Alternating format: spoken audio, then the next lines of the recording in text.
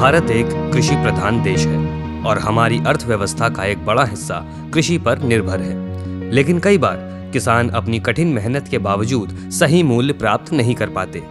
अनाज बिना प्रसंस्करण के कम दाम पर बिकता है और इसी वजह से किसान उसका पूरा लाभ नहीं उठा पाते।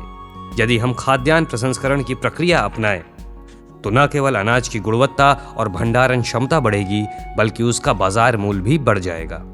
खाद्यान्न प्रसंस्करण का सबसे बड़ा लाभ ये है कि प्रसंस्कृत अनाज कच्चे अनाज से अधिक मूल्य पर बिकते हैं। इसके अलावा प्रसंस्करण से अनाज में कीट और फंगस का हमला कम हो जाता है, जिससे भंडारण क्षमता बढ़ती है। इसके अलावा पैकिंग और ब्रांडिंग करके बाजार में अनाज की मांग बढ़ाई जा सकती है। ये किसानों के लिए एक नए आय के अवसर को खोलेगा, क्योंकि वो खुद छोटे स्तर पर प्रसंस्करण करके अधिक मुनाफा कमा सकते हैं। प्रसंस्करण की प्रक्रिया में धान से चावल को निकालकर सफेद चावल, ब्राउन राइस या पोषक चावल बनाया जाता है। गेहूं को पीसकर आटा, सूजी, मैदा और दलिया तैयार किया जाता है। दलहन के छिलके हटाने के बाद पॉलिशिंग से उनकी गुणवत्ता बढ़ती है, जिससे उनका बाजार मूल्य बढ़ जाता है।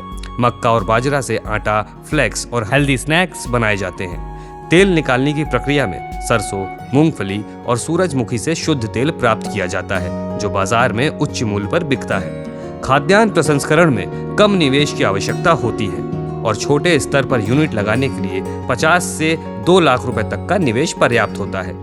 इसके अलावा उत्तर प्रदेश सरकार द्वारा उपलब्ध सब्सिडी और सस्ते लोन भी इसे आसान बना देते हैं। उदाहरण के लिए कच्चे चावल की कीमत यदि 20 रुपए प्रति किलो है, लेकिन पॉलिशिंग के बाद वही चावल 30 से 40 रुपए प्रति किलो बिक सकता है। तो किसान भाइयों, अब समय आ गया है कि हम केवल खेती ही नहीं बल्कि अनाज को सही तरीके से प्रसंस्करण करके उसका सही मूल्य प्राप्त करें। ये हमारी आर्थिक स्थिति को भी मजबूत करेगा। अधिक जानकारी के लिए अपने नजदीकी कृषि विभाग या कृषि विज्ञान केंद्र से संपर्क करें या www.agriculture.up.gov.in पर लॉगिन करें।